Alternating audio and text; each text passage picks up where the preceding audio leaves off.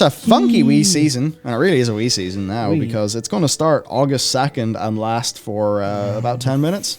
Yeah, 10 minutes, yeah. Yeah, you have to do every fated raid in about 3 minutes with, 20 seconds travel time between. Yeah. So we got the fated raid vendor currency! Woo! Deterministic. Don't know why I did that like it was a big hype moment. Look, the thing here is this is deterministic gearing. So that's kind of cool. Verb the noun. Yeah, I think it's very interesting that they're like, we need to run a test on this deterministic gearing right away. We need this season to run the test. Also, we've designed our entire profession system around it as well. So I hope this test works out. Otherwise, we're a bit screwed. I know it's different, but it is funny to me. So, they said, hey, we've got a quick update for Season 4 and how basically they have tuned and updated some of the gameplay experiments for Season 4 based on people's feedback. For the dinars, they instead want to lower the number of kills required for each quest, such that it will land around 4.5 to 5 a week. So instead of 10. Basically, their reasoning here is they don't want people to like zoom too fast, but equally they don't want somebody who starts like later on in the season to be super far behind and have to rack up a crazy number of kills. And at some point later on in the season, they're actually going to decrease the number again so that people can get more caught up. Yeah, I understand that, and I understand the need for it, and I understand everything about it. But to me, knowing that ahead of time, it's better than being sprung upon you. But to me, I'm like, why are you going, hey, do you want to work really hard now and then we'll devalue your work in a couple of weeks? And I don't know if there's a way around that, but my emotional reaction to saying that is always, fuck's sake. Fuck's sake. Yeah. Why are you telling me that all my work is going to be pointless very quickly? It's not, because the whole point is to play the game in the moment and have the gear in the moment and experience it at the start with the big rush of players. In the same way that when I started playing Monster Hunter Rise, I didn't use the catch-up weapons they put in the game because they were too fucking easy. They were too strong. Catch-up weapons in Monster Hunter? Yeah, because the expansion was coming out, they put in catch-up weapons so you could craft weapons very easy to kind of nuke your way through the game a little bit. Right. Also helped for double dippers buying the PC version because it was out after Switch. I was like, to me, I was like, that ruins the whole point of the game. And this is kind of the same here. I'm like, why make me do the work for the work? It's easier. And it's not like conflict of play the game the way the game's designed, but then they're designing it to be easier later. Is it a waste of work, or is it playing the game at the good time and that's the weird time? It's very, very strange. And making an MMO and a live game seems like a nightmare. I'm happy I don't have to do it. Yeah, totally seems like a nightmare. Holy shit. God, yeah. Wow, doing a single player game. So much easier. So much easier. Absolutely.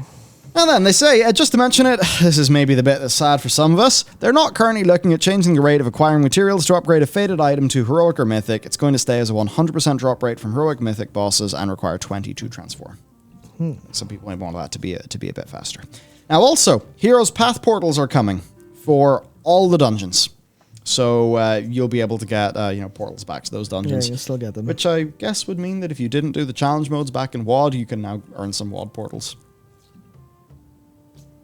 Oh, yeah. If you want to go to those WoD dungeons. That's pretty... some people like that. Yeah, that's good. Also, the state of the heroic and mythic raid mounts in Season 4. So, the ahead of the curve and cutting edge feats of strength are, of course, going away because those are the Season 3 things. But the heroic jailer and the mythic Sylvanas and mythic jailer mounts will not be going away until Dragonflight launches. Which is not particularly surprising, but good that it's being confirmed.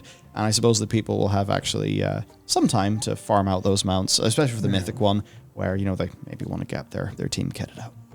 Next, then, is Valor and Conquest in Season 4. They'll be reset.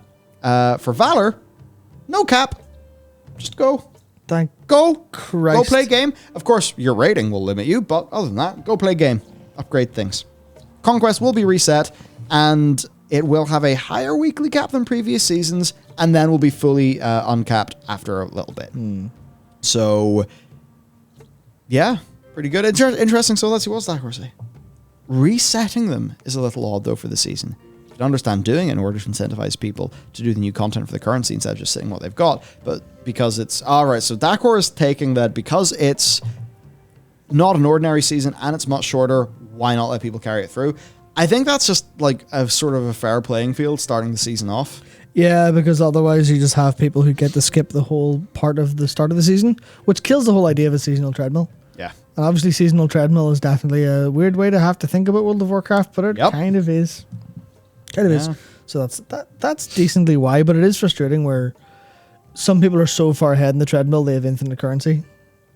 And that'll just goes in the bin. You're like, what's all my treadmill running for? Like, that's a good point. Oh no, they're becoming wise to it. Oh no. Hang on. Treadmills. Hang on. Do you mean we're inside some sort of maze that we need to find our way out of? Uh-oh. Incredible. That's the fastest way to lose your job as a WoW esports caster.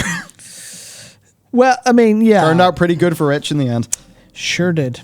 The other thing then is Cosmic Flux. They don't know exactly. They're going to be addressing it when it launches or shortly after.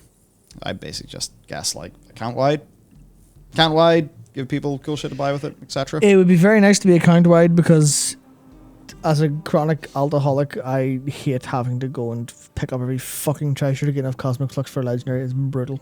Yeah. Painful. I think so.